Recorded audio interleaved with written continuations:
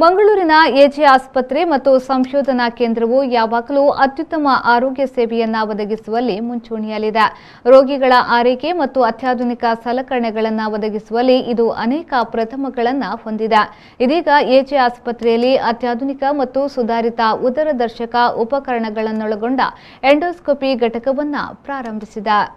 Endoscopic suit ಅತ್ಯಂತ ಆಧುನಿಕ digital endoscopic ultrasound, ಡ್ಯುಯೋಡೆನೋಸ್ಕೋಪ್, ಗ್ಯಾಸ್ಟ್ರೋಸ್ಕೋಪ್, ಕೊಲೊನೋಸ್ಕೋಪ್ ಮತ್ತು ಇಆರ್ಬಿಇ ವಿಐಒ3 ಎಲೆಕ್ಟ್ರೋಸರ್ಜಿಕಲ್ ಯೂನಿಟ್, ಆರ್ಗನ್ ಪ್ಲಾಸ್ಮಾ ಕೋಗ್ಯುಲೇಷನ್ ಯೂನಿಟ್ ಮತ್ತು ಸ್ಕ್ಯಾನ್-ಸಿ ಆರ್ಮ್ ಅನ್ನು ಒಳಗೊಂಡಿದೆ. ಎಂಡೋಸ್ಕೋಪಿ ಸೂಟ್ ಅನ್ನು ಸಂಸ್ಥೆಯ ಅಧ್ಯಕ್ಷರಾದ ಡಾಕ್ಟರ್ ಎಜೆ ಶೆಟ್ಟಿಯವರು ಉದ್ಘಾಟಿಸಿದರು.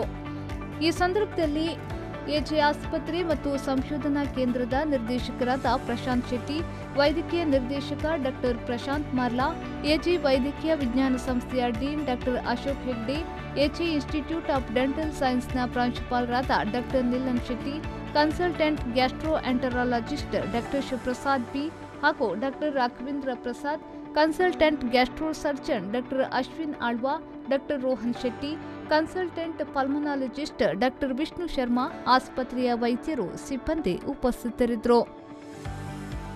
ಬ್ಯೂರೋ ರಿಪೋರ್ಟ್, ವಿ4 ನ್ಯೂಸ್, ಮಂಗಳೂರು.